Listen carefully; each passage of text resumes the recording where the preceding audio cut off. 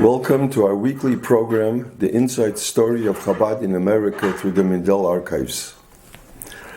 Since this week, a few days ago, was Yud Ches Ador. Yud Ches Ador is the yahrzeit of the Rebbe's Elter Zayde, Avram David Lavut, from his mother's side. He was the author of the Sefer Kavnoki, amongst other halachas. Kavnoki is a Sefer of Gittin. So I want to share with you a special story that Avram David Lavut signed and his secretary wrote. This is a handwriting.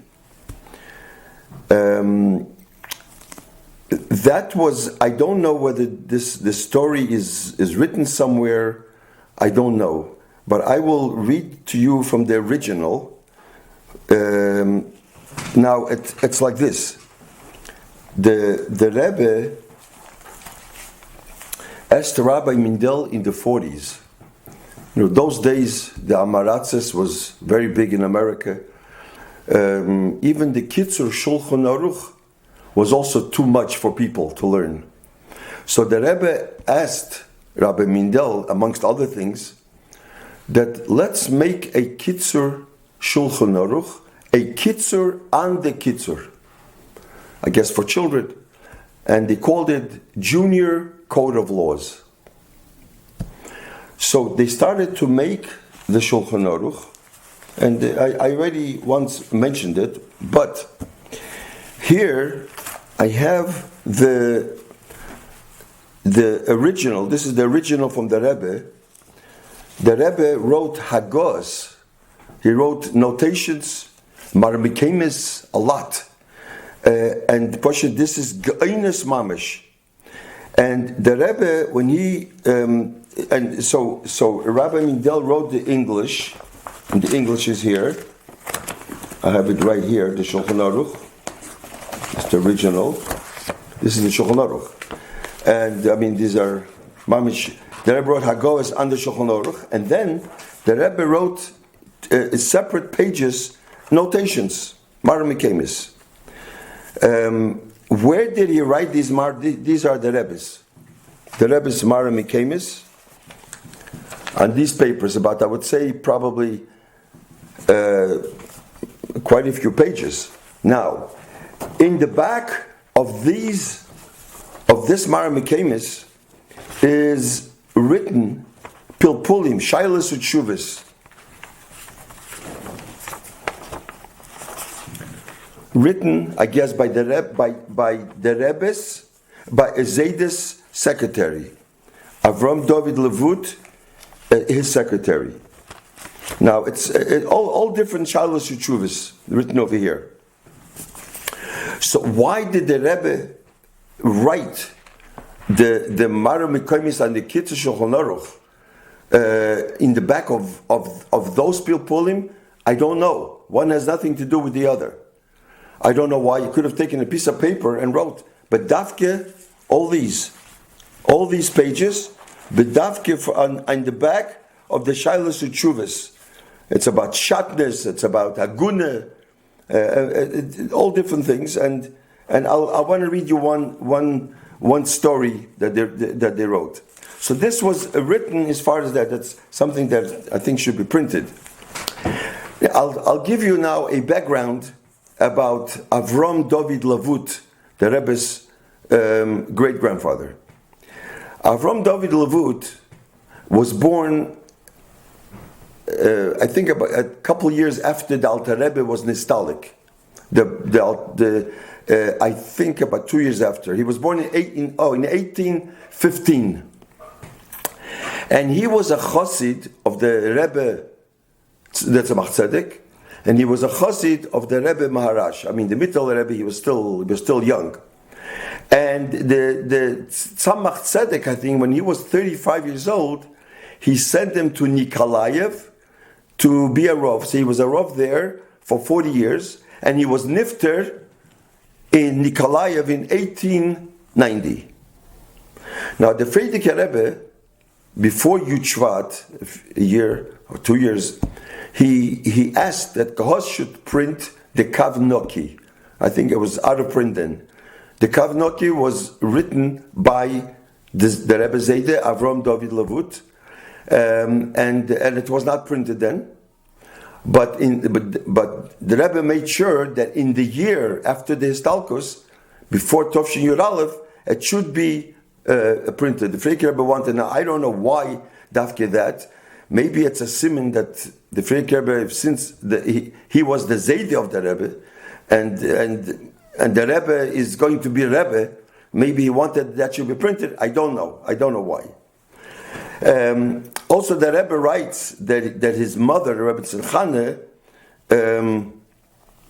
wrote it's like a small biography. She, Rebbe Tzimchane, was the daughter of Meir Shleime,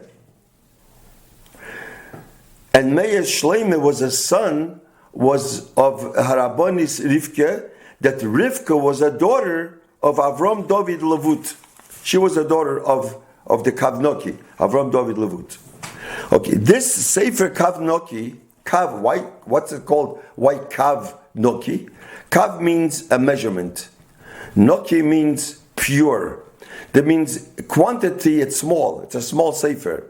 But quality, it has a lot in there. It's a Sefer of Gittin. Also, Avram David Lavut, which I just said his yahrzeit was a couple days ago, his father's name was Yehuda Leib.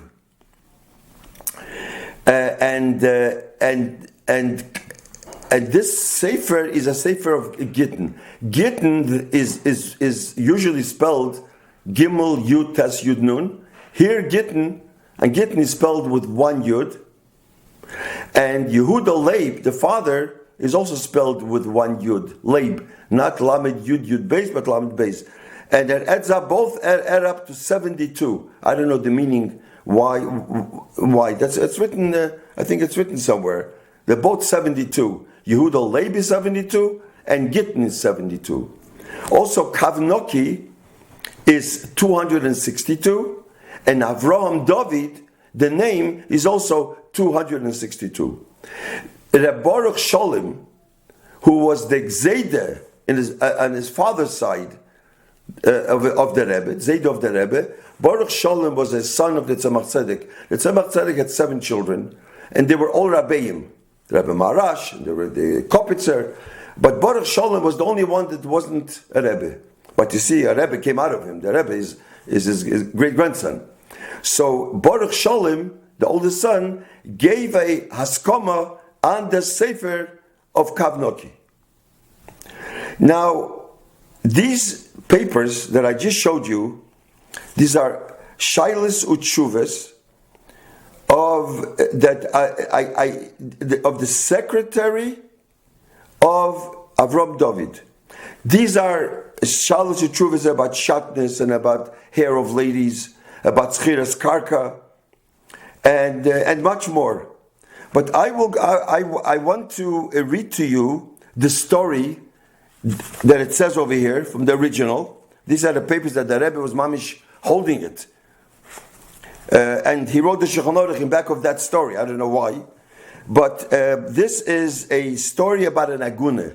In the time of Tzemach Tzedek, or in the time of Maria Marash, there was a lot of problems with agunas. Agunas means a woman that doesn't know where her husband is. She's married. She doesn't know her husband died, he didn't die. Those days they went away from home, then they didn't come back, or they came back later. Agunah, they don't know where the husband is. That's called an agunah.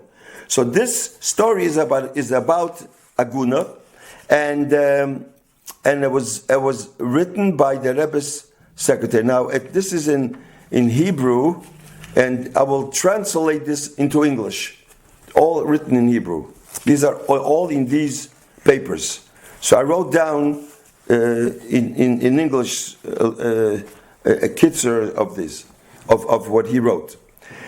A woman named Cyril Bas Yosef Vishechkov from the city of Chaslavich, that's how he writes, came to live here in Kherson about 12 years ago.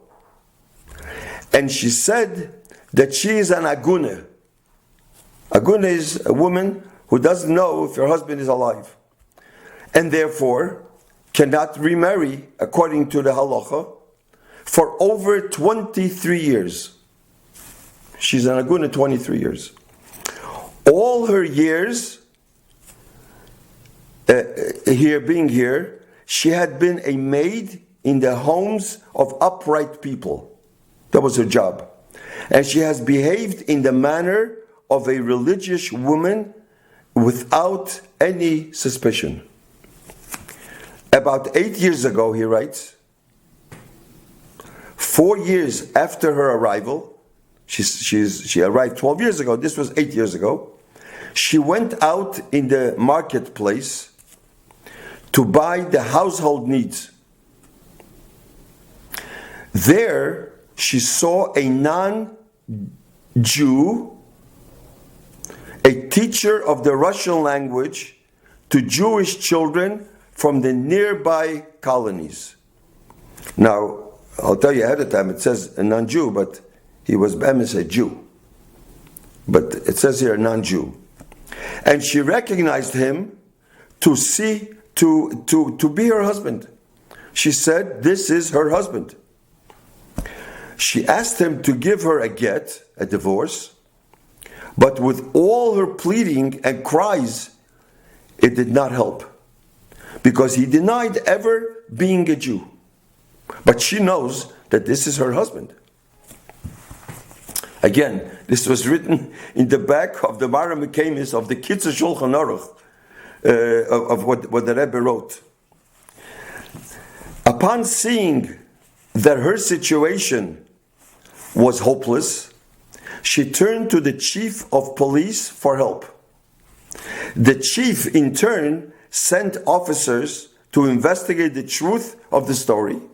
At the investigation were officers, there was a Rav also from the colony, and there were other Jews also by the investigation. The officers asked her if she can prove the truth of what she is saying. Whatever you're saying, prove it. And she answered that there were various marks on the body of the man whom she claims to be her husband. Upon investigation, her words were found to be true, and the details and the marks were true. And they were recorded in the document of testimony, Gvias Edus. Nevertheless, she wasn't able to force a divorce out of him, because according to the Russian law, a non-Jew was able to live with a Jewish woman. I'm just reading what the masker of Avram David Lavut wrote. On the 4th of Tishrei last year, this non-Jew died and was buried here. After his death, the woman came to me, to the secretary Avram David, and told me all the above. I asked her if she knows his birthplace, and she replied that she was only 12 years old at her marriage and only lived with him for a half a year. Therefore, she doesn't know his birthplace. He was already an older man from a faraway place and had a lot of money. And being that her father was very poor, he gave her to him in marriage. He sold her, I guess, to marriage for a large sum of money. She was 12 and he was already an older man. That's what she said. I asked her if he ever told her that he has or doesn't have any brothers, or never discussed it with her. She told me that once during the half a year that they were together, they only lived together half a year, he fell ill. He became sick. And the people asked him to divorce her. So why? So that she would not be subjected to Yibum. Yibum means a ceremony when a childless widow is obligated to marry her deceased husband's brother. So apparently, according to them, he did have brothers. He claims, and he responded that this is not necessary, for he did not have any brothers or sisters. This is the letter of the secretary. I don't know if it's ever written anywhere. Now, I will read you the copy of the testimony, word for word, which Avram David Lavut signed with 2 more Rabbanim. And it says in one of the pages here that they showed it to Kveit Kedushas Adumur Shlita. I don't know whether it was to the Tzemach Tzedek or it was the Reb Marash. I don't know. And here I'm going to just read to you one page here. Page and a half here. We were sitting 3 judges together as one, and 2 witnesses came before us, Reb Moshe Mendel ben Reb Arn and Reb Moshe ben Reb Tuvia. And the Rebbe here wrote a question mark on one of the names and told us the following. It has been 5 years when the apostate, he was a mumar, who was called by the non-Jewish name Ivan Grigorevich, was still living here. The woman Cyril by Yosef Vishetskov from the town of Chaslavich came to us and said that her husband has left her an agunah for a long time, and she has gone to search for him. When she was in a marketplace in the town of Kherson, she recognized him, the above mentioned apostate, as her husband. She succeeded to getting the officers to investigate and told them marks of the man's body, such as a scar from a burn on his left elbow and on his chest, and other such signs. This is the copy of what she tells, more or less what we just read before. We went to witness the investigation on the orders of the chief, and we saw all the marks on the man's body, just as she said. Also, the officers that were there saw the signs, and all agreed that the woman was saying the truth. All the above, we are testifying before you, the Beis Din, to investigate the matter of this agunah. And the Rebbe's grandfather was part of the Beis Din. The above was the testimony that they testified before us, the Beis Din which is signed below. Therefore, we wrote and signed to this to bring this to Gedolei Hador to judge the case. We signed here on Tuesday, the 23rd of Mar Cheshvan, 18, I don't know because it's erased what year exactly. And Avram David ben Reb Yehuda Leib signs, and the word Leib, the Rebbe made a question mark. David Yikusil ben Yehuda, Avram ben Moshe.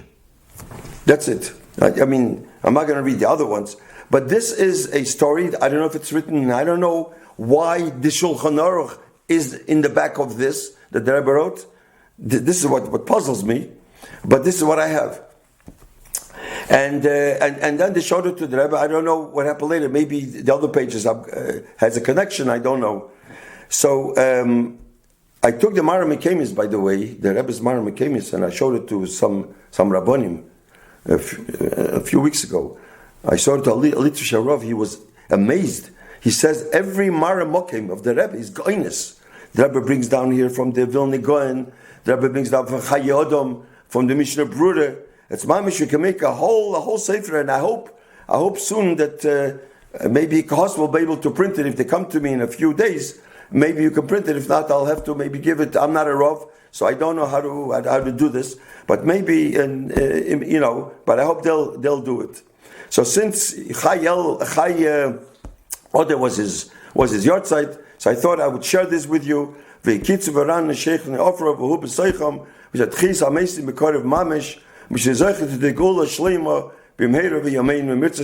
week we'll have our Thursday night weekly program. Thank you very much.